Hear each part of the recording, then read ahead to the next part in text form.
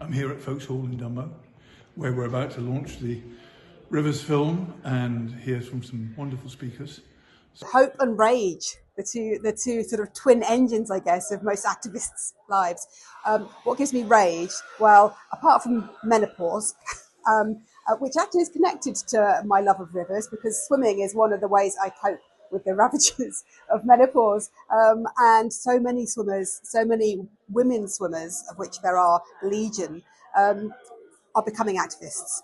So I think maybe the rage of menopausal women also gives me hope, because this is turning people into activists.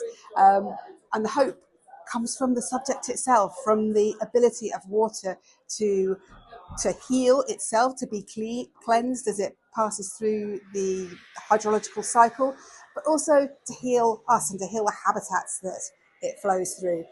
If water is flowing, then there is hope.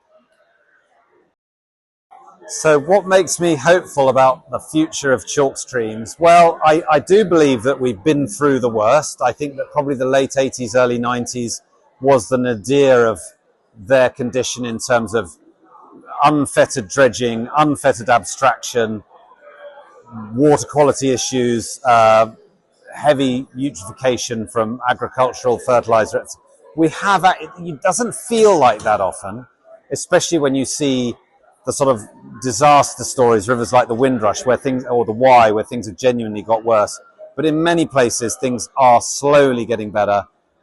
And river restoration as an idea is mainstream, whereas once it was very niche and only carried out sort of in little unjoined up reaches. Now we're looking at whole landscape and catchment scale work.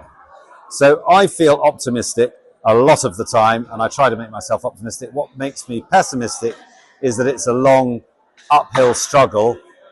There's bureaucracy in the way, there's a lack of care, there's a lack of drive from policymakers.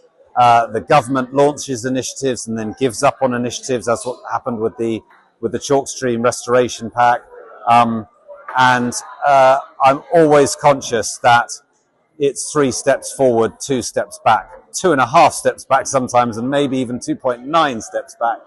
But I do feel that we have crossed a watershed in this country.